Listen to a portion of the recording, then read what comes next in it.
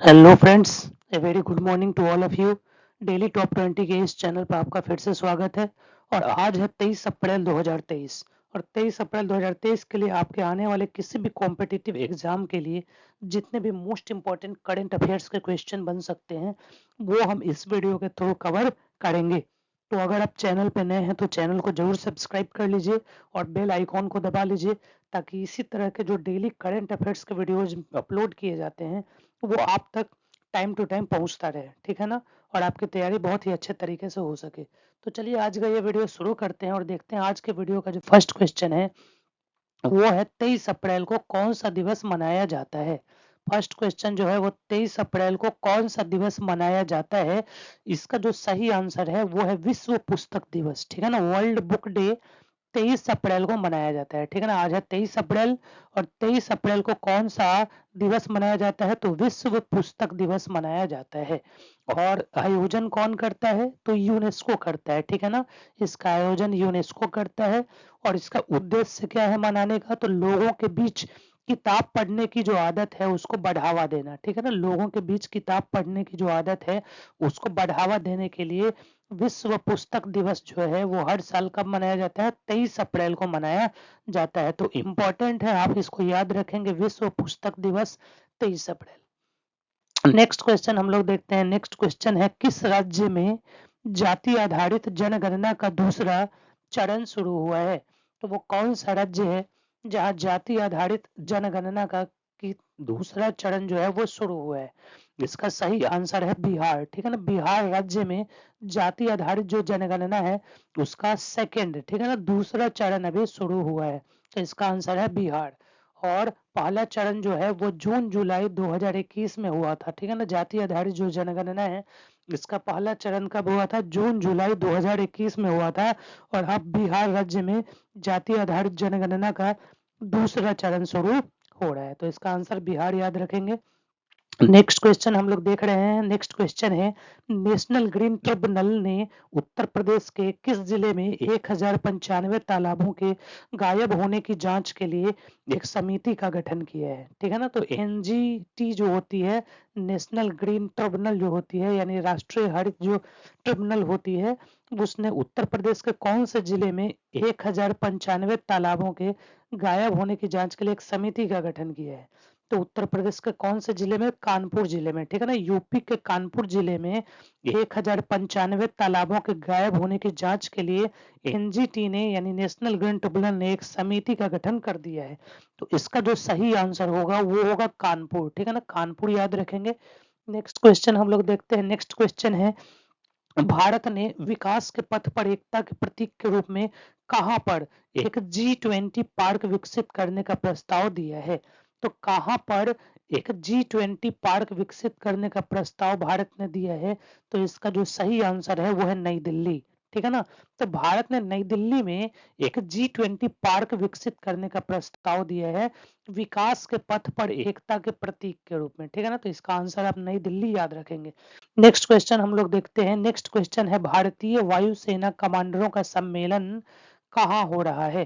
तो भारतीय वायुसेना कमांडरों का सम्मेलन कहाँ हो रहा है, तो इसका जो सही आंसर है वो है नई दिल्ली, ठीक है ना। तो नई दिल्ली में भारतीय वायुसेना कमांडरों का सम्मेलन हो रहा है। तो नई दिल्ली आप याद रखेंगे, ठीक है। और इसका उद्देश्य क्या है, तो इसका उद्देश्य है इस सम्मेलन का कि भारतीय वायुसेना की परिचालन तैयारी जो है उसकी समीक्षा करना है और उसका क्या करना है, विश्लेषण करना है, ठीक है ना। तो उसकी समीक्षा करना है और उसका विश्लेषण करना है, इसलिए यह सम्मेलन आयोजित किया जा रहा है नई दिल्ली में, ठीक है ना। तो भारतीय वायुसेना कमांडरों का सम्मेलन नई दिल्ली याद रखेंगे। नेक्स्ट क्वेश्चन हम लोग देखते हैं। नेक्स्ट क्वेश्चन है HSBC ने किस खिलाड़ी को अपना ब्रांड इन्फ्लुएंसर के रूप में अनुबंधित किया है। तो HSBC ने कौन से खिलाड़ी को अपना ब्रांड इन्फ्लुएंसर के रूप में अनुबंधित किया है, इसका जो सही आंसर है वो है विराट कोहली, ठीक है ना। तो HSBC ने किसको, तो विराट कोहली को अपना ब्रांड इन्फ्लुएंसर के रूप में अनुबंधित किया है। तो इसका आंसर आप याद रखेंगे विराट कोहली। नेक्स्ट क्वेश्चन हम लोग देखते हैं। नेक्स्ट क्वेश्चन है 2023 में दुनिया के सबसे धनी शहरों की सूची में कौन सा शहर सबसे ऊपर रहा है। तो अभी 2023 में दुनिया के जो सबसे धनी शहरों की सूची आई है उसमें कौन सा शहर सबसे ऊपर रहा है, तो इसका सही आंसर है न्यूयॉर्क, ठीक है ना। न्यूयॉर्क ये दुनिया के सबसे धनी शहरों की सूची में सबसे ऊपर रहा है। और इस सूची को तैयार किसने किया है, तो लंदन की एक कंपनी हेनले एंड पार्टनर्स ने इस सूची को तैयार किया है। लंदन की कंपनी हेनले एंड पार्टनर्स ने इस सूची को तैयार किया है और इसमें कौन, तो न्यूयॉर्क सबसे ऊपर जो है वो रहा है। इसका आंसर आप याद रखेंगे न्यूयॉर्क। नेक्स्ट क्वेश्चन हम लोग देखते हैं। नेक्स्ट क्वेश्चन हमारा है, स्टार स्पोर्ट्स ने किस खिलाड़ी को अपना ब्रांड एम्बेसडर बनाया है। तो स्टार स्पोर्ट्स ने किस खिलाड़ी को अपना ब्रांड एम्बेसडर बनाया है, तो इसका जो सही आंसर है वो है ऋषभ पंत, ठीक है ना। तो ऋषभ पंत को स्टार स्पोर्ट्स ने अपना ब्रांड एम्बेसडर बनाया है, ठीक है। नेक्स्ट क्वेश्चन हम लोग देखते हैं। नेक्स्ट क्वेश्चन है, लोक प्रशासन में उत्कृष्टता के लिए किस विभाग को प्रधानमंत्री पुरस्कार 2022 प्रदान किया गया है। तो लोक प्रशासन में यानी पब्लिक एडमिनिस्ट्रेशन में उत्कृष्टता के लिए कौन सा विभाग है उसको प्रधानमंत्री पुरस्कार 2022 प्रदान किया गया है। तो ये विभाग है उद्योग और आंतरिक विभाग संवर्धन विभाग, ठीक है ना। उद्योग और आंतरिक संवर्धन विभाग जो है, इस विभाग को, इस डिपार्टमेंट को प्रधानमंत्री पुरस्कार 2022 प्रदान किया गया है लोक प्रशासन में यानी पब्लिक एडमिनिस्ट्रेशन में उत्कृष्टता के लिए, ठीक है।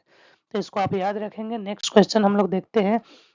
नेक्स्ट क्वेश्चन है, किस मंत्रालय ने यानी किस मिनिस्ट्री ने उड़ान 5.0 लॉन्च किया है, ठीक है ना। तो इसको लॉन्च किया है किसने, नागरिक उड्डयन मंत्रालय ने, ठीक है ना। तो नागरिक उड्डयन मंत्रालय ने उड़ान 5.0 लॉन्च किया है अभी हाल ही में, ठीक है।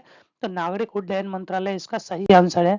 नेक्स्ट क्वेश्चन हम लोग देखते हैं, ब्रिटेन के नए उप प्रधानमंत्री के रूप में किसे नामित किया गया है। तो ब्रिटेन के नए उप प्रधानमंत्री के रूप में किसे नामित किया गया है, तो इसका जो सही आंसर है वो है ओलिवर डाउडेन, ठीक है ना। ओलिवर डाउडेन को अभी ब्रिटेन के नए उप प्रधानमंत्री के रूप में नामित किया गया है। तो इसका आंसर क्या होगा, ओलिवर डाउडेन, ठीक है ना। नेक्स्ट क्वेश्चन हम लोग देखते हैं। नेक्स्ट क्वेश्चन है, world bank logistics performance index यानी विश्व बैंक रसद सूचकांक में भारत कितने स्थान पर पहुंच गया है। तो वर्ल्ड बैंक की जो लॉजिस्टिक्स परफॉर्मेंस इंडेक्स रिपोर्ट है यानी विश्व बैंक का जो रसद सूचकांक है, ठीक है ना, इंडेक्स है, उसमें भारत कितने स्थान पर पहुंच गया है। इसका जो सही आंसर है वो है 38वें स्थान पर पहुंच गया है। किसमें, विश्व बैंक रसद सूचकांक में, ठीक है ना, 38वें स्थान पर पहुंच गया है। और 2018 में जो इसकी रैंक थी वो कितनी थी, तो 44वां थी, और अभी कितनी हो गई है, 38वें स्थान पर ये पहुंच गया है world bank logistics performance index में, ठीक है। नेक्स्ट क्वेश्चन हम लोग देखते हैं। नेक्स्ट क्वेश्चन है, किस राज्य की सरकार ने मराठा समुदाय के पिछड़ेपन को तय करने के लिए एक नए आयोग के गठन का फैसला किया है। तो कौन से राज्य की वो सरकार है जिसने किसको, तो मराठा समुदाय के जो पिछड़ेपन है उसको तय करने के लिए एक नए आयोग के गठन का फैसला किया है।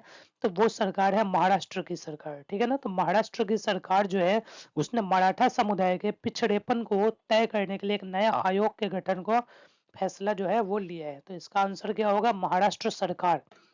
नेक्स्ट क्वेश्चन हम लोग देखते हैं। नेक्स्ट क्वेश्चन है, हाल ही में विश्व रचनात्मकता और नवाचार दिवस यानी world creativity and innovation day कब मनाया गया है, ठीक है ना।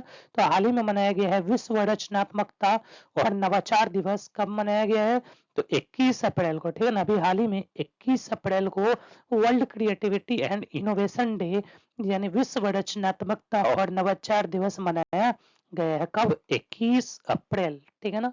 21 अप्रैल आप याद रखेंगे। नेक्स्ट क्वेश्चन हम लोग देखते हैं। नेक्स्ट क्वेश्चन है, भारत डायनेमिक्स के अगले अध्यक्ष और प्रबंध निदेशक के रूप में किसे नामित किया गया है। तो भारत डायनेमिक्स के अगले जो अध्यक्ष हैं और प्रबंध निदेशक हैं उसके रूप में किसे नामित किया गया है। तो इसका जो सही आंसर है वो है ए माधव राव, ठीक है ना। ए माधव राव को भारत डायनेमिक्स के अगले अध्यक्ष और प्रबंध निदेशक के रूप में नामित किया गया है। तो इसका आंसर होगा ए माधव राव। नेक्स्ट क्वेश्चन होगा, किस टेनिस खिलाड़ी ने अपनी आत्मकथा क्रॉस कोर्ट, ठीक है ना, क्रॉस कोर्ट का विमोचन किया है, ठीक है ना। ये एक ऑटोबायोग्राफी है यानी आत्मकथा है क्रॉस कोर्ट, किस टेनिस खिलाड़ी का। तो इसका जो सही आंसर होगा वो जयदीप मुखर्जी, ठीक है ना। ये एक टेनिस खिलाड़ी हैं जयदीप मुखर्जी, इन्हीं का एक ऑटोबायोग्राफी यानी आत्मकथा है क्रॉस कोर्ट और इसी का भी विमोचन किया गया। तो इसका आंसर क्या होगा, जयदीप मुखर्जी।